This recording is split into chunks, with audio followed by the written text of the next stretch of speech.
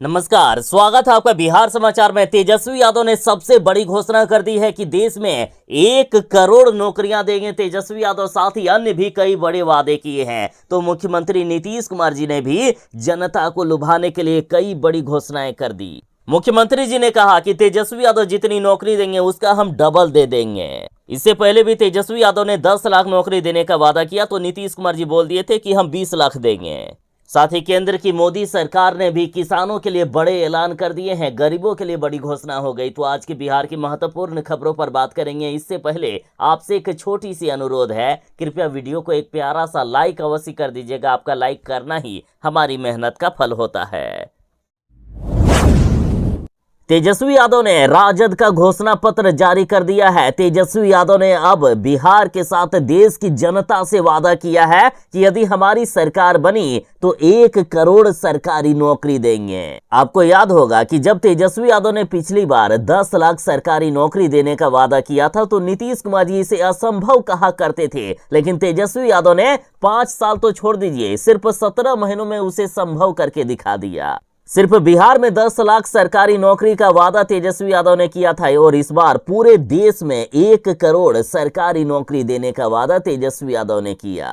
तेजस्वी यादव ने कहा है कि अगर देश में इंडिया अलायंस की सरकार बनती है तो 1 करोड़ लोगों को सरकारी नौकरी देने का हम काम करेंगे। आने वाले स्वतंत्रता दिवस से बेरोजगारी से आजादी मिलना शुरू हो जाएगा। इसके साथ ही आने वाले रक्षा बंधन से गरीब परिवार की बहनों को हर साल 1-1 लाख रुपए की सहायता राशि देने का हम काम करेंगे। अगर हम लोगों की सरकार बनी तो 500 रुपए में गैस का सिलेंडर मिलेगा। पुरानी पेंशन योजना हम लागू कर देंगे और बिहार को विशेष राज्य का दर्जा दिलाएंगे। बिहार को अलग से स्पेशल पैकेज देंगे। सेना से अग्निवीर योजना को समाप्त करके अस्थायी नौकरी देने का काम करेंगे। साथ ही हर एक घरेलू उपभोक्ताओं को 200 यूनिट बिजली फ्री में देंगे। यदि इस बार के लोकसभा चुनाव में मोदी जी हार गए और यदि इंडिया गठबंधन चुनाव जीत गए, तेजस्वी यादव चुनाव जीत गए, तो आखिर तेजस्वी यादव जनता को क्या क्या देंगे, इसको लेकर घोषणा पत्र जारी की गई। तेजस्वी यादव ने कहा है कि बिहार को विशेष राज्य का दर्जा दिया जाएगा और विशेष पैकेज दिया जाएगा और इसके तहत 1,60,000 करोड़ रुपए का विशेष सहायता दी जाएगी। तेजस्वी यादव ने कहा है कि रेलवे में दोगुनी भर्ती ले आएंगे। 2014 के पूर्व की मानकी पर ले जाकर रेलवे में दोगुनी भर्ती करके सिर्फ युवाओं को ही नहीं बल्कि उनके परिजनों को भी निराश होने से बचाएंगे। रेलवे में पहले की तरह बुजुर्गों और बाओ सहित अन्य वर्गों को टिकट में रियायत पहले की तरह बहाल की जाएगी। रेलवे के निजीकरण को रोका जाएगा। बिहार में पूर्णिया, गोपालगंज, मुजफ्फरपुर, भागलपुर एवं रक्सौल एयरपोर्ट को शुरू किया जाएगा। और अभी केंद्र की किसान विरोधी नीतियों ने हमारे अन्नदाताओं को अंधे कुएं में धकेल दिया है। हम कृषकों को समर्पित नीतियां किसानों के साथ बैठकर बनाएंगे।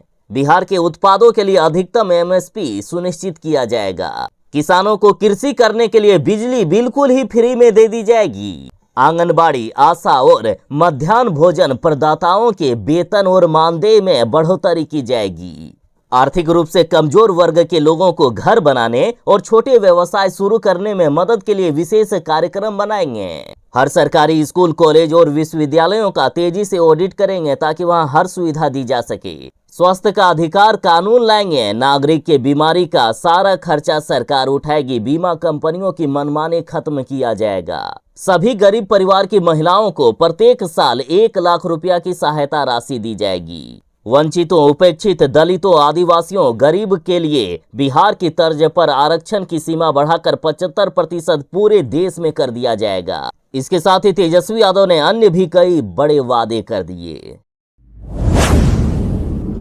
लोकसभा चुनाव को लेकर मोदी जी ने किसानों को बड़ा तोहफा दे दिया है। अब पीएम किसान सम्मान निधि की राशि 6,000 रुपया से बढ़ाकर 8,000 रुपया करने वाली है मोदी सरकार। देखिए, अभी किसानों को पीएम किसान सम्मान निधि योजना के तहत प्रत्येक 4 महीने में 2-2 हजार रुपये की राशि मिलती है और 1 साल में टोटल 6,000 रुपये की राशि मिलती है, जिसे अब बढ़ाकर 8-8 हजार रुपया कर दिया जाएगा। अब प्रत्येक 4 महीने की जगह प्रत्येक 3 महीने में ही 2,000 रुपए की राशि मिलेगी और साल में 4 बार 2,000 रुपए करके मिलेंगे, यानी टोटल 8,000 रुपया पीएम किसान सम्मान निधि योजना की राशि होने वाली है।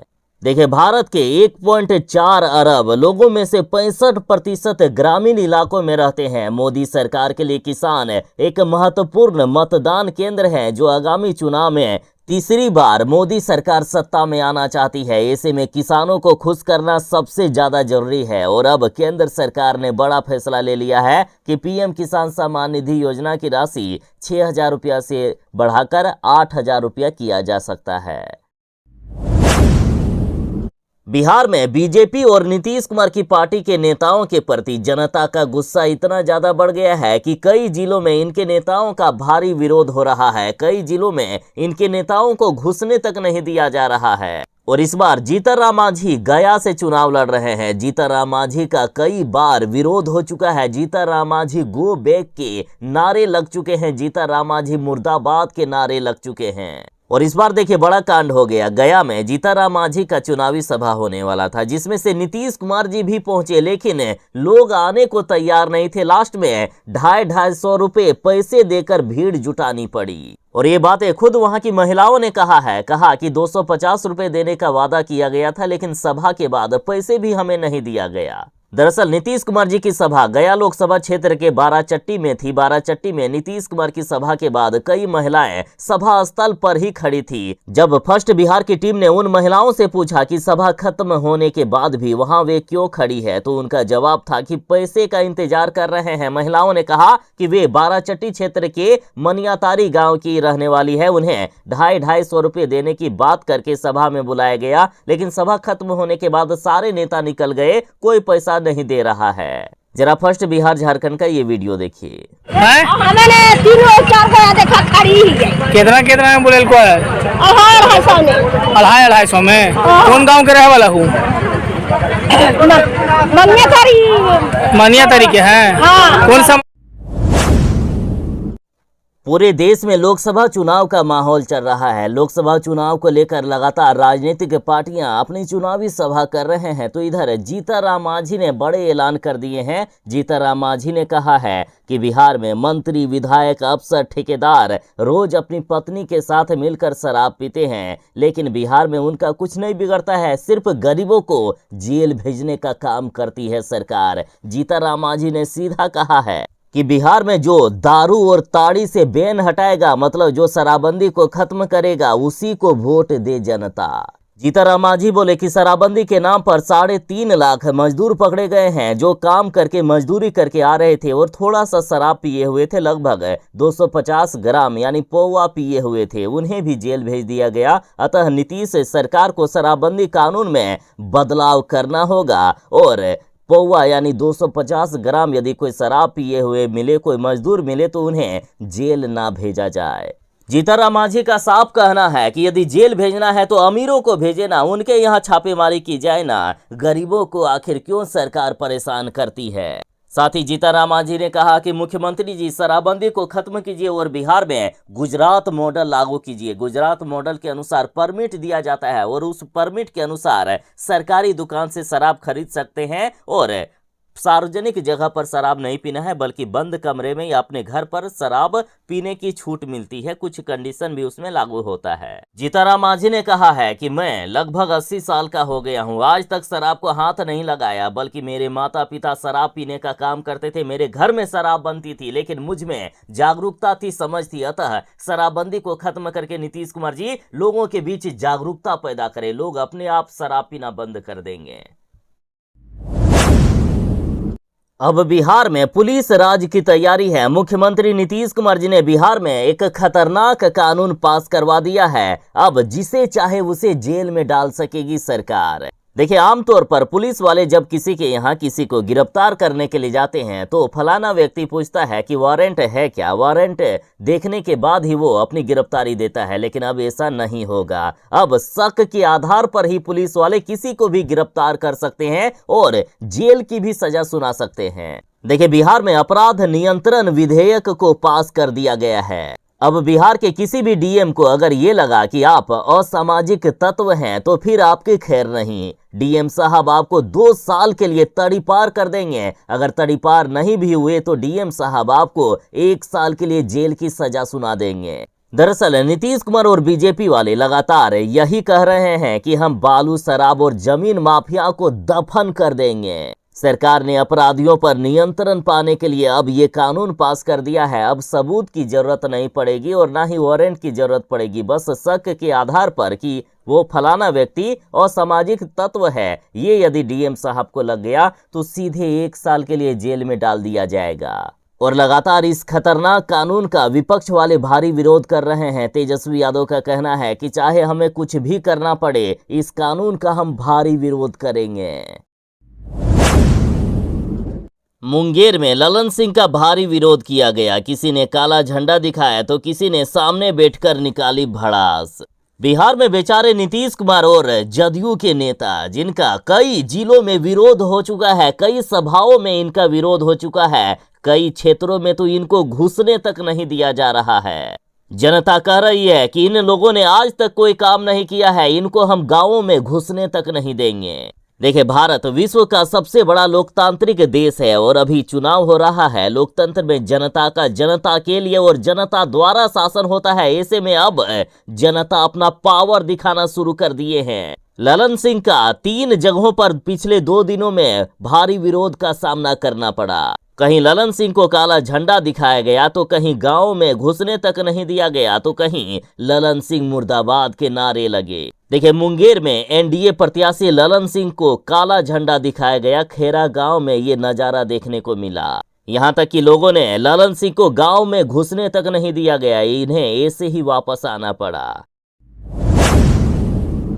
तेजस्वी यादव के साथ मिलकर चुनाव लड़ने वाले मुकेश सहनी ने अब पीएम मोदी पर हमला किया है। मुकेश सहनी ने कहा कि 75 वर्ष के बुजुर्ग जिनको अभी हरे राम हरे कृष्णा करना चाहिए, वे मांग रहे हैं एक और मौका।